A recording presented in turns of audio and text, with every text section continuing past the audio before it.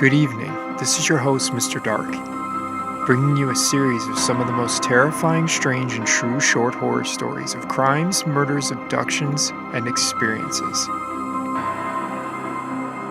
You're listening to the Dark Side Diaries podcast.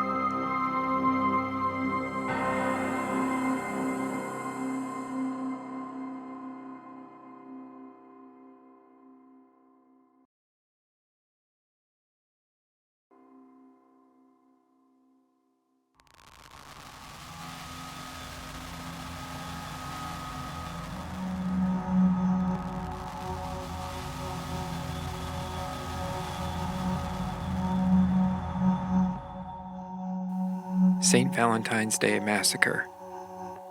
On February 14, 1929, Frank Gusenberg was stabilized in the hospital. He sustained 14 gunshot wounds and was alive just enough to have police question him as to how this happened and whom it was that had shot him. He'd reply, "No one shot me," and died 3 hours later. Gusenberg was the last victim of Chicago's most highly orchestrated mob hit, which would come to be known as the St. Valentine's Day Massacre.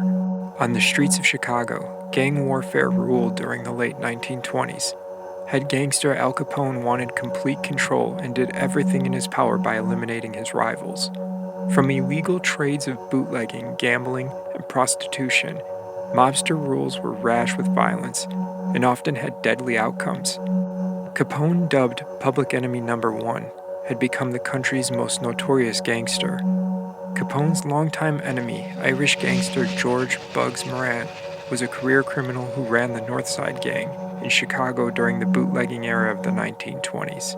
There was constant violence between Capone and Moran for the control of smuggling and trafficking operations throughout Chicago.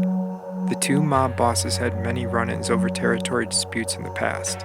On one occasion, Capone and his gang were having lunch at a hotel in Cicero, Illinois, when Moran and his gang drove 6 cars past and sprayed the building with more than 1,000 bullets. Moran was also intruding on a Capone-run dog track in the Chicago suburbs and had taken over several saloons that were run by Capone, claiming that they were in his territory. Turf wars would escalate between the two gangs, and a $50,000 bounty on Capone's head infuriated the gangster. This would lead to Capone ordering Moran's gang to be destroyed. Leading up to the days of the massacre, it was believed Moran had been working on obtaining a shipment of stolen Canadian whiskey. This was an enterprise that Capone himself was already heavily invested in. The theory is that Capone wanted to lure Moran to his own warehouse under the idea of readying a car to drive to Canada where Capone could then kill him. It was 10:30 a.m. on Valentine's Day of 1929 in the Lincoln Park neighborhood of Chicago's North Side. Inside the warehouse were 2 car mechanics and 4 of Moran's men, with the 7th and last man to arrive, Albert Weinschak, whose arrival signaled the armed men to raid. It's believed Capone's lookouts most likely mistook Weinschak for Moran himself, who was the same height and build. Moran was not there yet due to leaving his Parkway Hotel apartment late. Moran and fellow gang associate Ted Newberry came from the rear of the warehouse from the side street. Noticing a police car approaching the building, both men immediately turned around and hid at a nearby coffee shop. With the stage set, 4 men raided Moran's Lincoln Park warehouse. 2 of the men were dressed as police officers carrying submachine guns, and the other 2 men were wearing suits, ties, overcoats, and hats. The 2 fake officers ordered the 7 men to line up against the wall, then signaled to the 2 other men they were accompanied with. The 2 killers opened fire with Thompson submachine guns, one with a 20-round box magazine and the other with a 50-round drum. They emptied the entire round of bullets. The men were thorough, continuing to fire after all 7 had hit the floor. 2 shotgun blasts would follow afterward, and would leave the faces of John May and James Clark unrecognizable, according to the coroner's report. Witnesses would say they saw the men dressed as police leading the other men at gunpoint out of the garage after the shooting to give the appearance that everything was under control. When police arrived, the only survivors in the warehouse were John May's dog, Highball, and Frank Gusenberg, who would later die 3 hours later, not giving any details. After the massacre, Moran made a public statement condemning Capone, which would reveal that he was still alive. The St. Valentine's Day Massacre proved to be the last confrontation for both Capone and Moran. and the investigation would stagnate through the course of months and years afterward. One man, Fred Burke, who was a known associate of Capone's, was arrested years later for a separate crime and found to be in possession of the guns that were used in the massacre. But again, nothing came about these findings. Capone was later arrested in 1931 for his many other crimes and spent 11 years in prison, and Moran lost so many important men that he could no longer control his territory. Though Al Capone was the prime suspect, till this day, no one has taken credit for the St. Valentine's Day Massacre.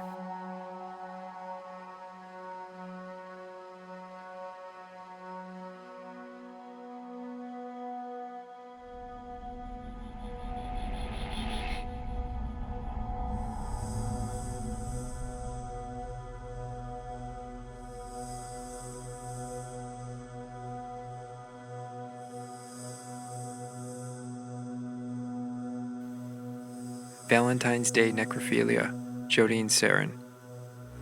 February 14, 2007, Art and Lois Serrin were celebrating their normal yearly Valentine's festives with dinner and a movie. With the movie finishing around 10 p.m., the Serrins couldn't shake the feeling that something was wrong. It was rare to not hear from their daughter Jodine Serrin every day, and the last they had heard from her was the night before. With no answer from the phone and concern for her well-being, the Serrins decided to make a stop at her condo to check on her. Jodine was born in 1968 and grew up in Walton Hills, Ohio. Her family would move after she graduated from high school in 1986 to Carlsbad, California. Even with growing up and having a good upbringing, Jodine needed her family's support regularly due to her mental disabilities. Despite these ailments, she was highly functioning and was able to live independently on her own. According to her family, Jodine was a kind person and volunteered at her church and the Humane Society. She was considered friendly and trusting, and that may have been the demise to her tragedy. Jodine lived independently for nearly 10 years, and on that fateful evening of Valentine's Day 2007, something horrific would happen to her. As the Serrins arrived at Jodine's condo, they knocked on her front door, but she didn't respond. Her parents used their spare key, but the chain was on the latch. With the door partially open, they noticed that all of the lights were on and called her name again, hearing nothing from inside the condo. In a wave of panic, Art was able to break the lock and force the door open. Finally gaining entry to the condo, everything seemed to be in normal order to Art and Lois. With the lights all on, they figured she was either in her bed or the shower. They decided to check her bedroom and noticed the door was slightly open. They would find a half-naked man on top of Jodine in her bed. Upset and embarrassed from the situation, Art and Lois immediately left the bedroom and moved to another area in the condo, as they assumed they were interrupting an intimate moment for their daughter. The man that was with Jodine put on his clothes and discreetly left, never passing Art or Lois. Minutes would go by after the man left, and there was still no movement coming from the bedroom where Jodine was. Art and Lois, still upset by the situation, knocked on Jodine's bedroom door, but wouldn't receive any answer from within. They slowly opened the bedroom door, and nothing could have prepared the parents for what happened next. Entering the room, they found Jodine lying motionless on her bed. Art shook and grabbed Jodine, placing her on the floor, and began CPR, attempting to revive her. He noticed his daughter was cold to the touch, and that she had been killed hours beforehand. Jodine had been bludgeoned and strangled to death by the man who Art and Lois had seen on top of their daughter in her bedroom. He was Jodine's killer, and it wasn't consensual. It was necrophilia. The crime scene investigation was unable to find an entry or exit point for the killer. There were no broken or forced open windows or doors in her condo. Despite this, investigators weren't ready to rule out a forced entry. When Art and Lois left the bedroom, they went to a space of the condo where they were unable to see the bedroom door or front door, indicating that the killer was able to exit there without ever being seen. At the crime scene, unknown male DNA was found, but no matches were found when they ran it through the state database. With no clear sign of how the killer got in except Jodine letting them in, they believed it was most likely being someone she knew. Art would tell police he thought he recognized the man as somebody Jodine may have known through her circle of disabled friends. He said that it was possible it was this man that didn't drive and used public transit or a bicycle. The man identified provided a DNA sample, but it didn't match the DNA found at the crime scene, which would rule him out. It wouldn't be until 2018, over a decade later, when the family and investigators would get a new break in the case. Advanced DNA technology was able to help police identify the man who brutally murdered Jodine. David Mabrito, a transient who was 38 years old at the time, killed Jodine, and in 2011, Mabrito would kill himself. Carlsbad Police Department Lieutenant Greg Coran said investigators ran DNA evidence found at the murder scene against a DNA database. Mabrito's own DNA wasn't in the system, but DNA belonging to some of his relatives was.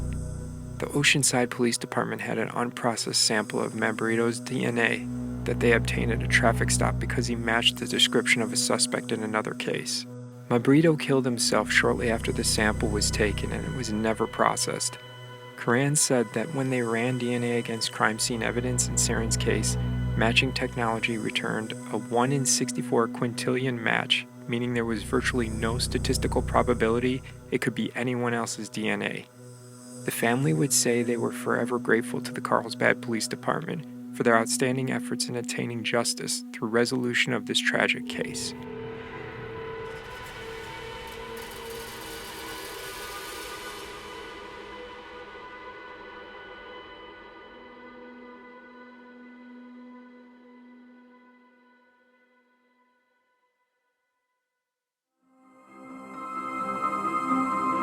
This concludes our episode of the Dark Side Diaries. Please remember to follow, like, share, and subscribe for future episodes.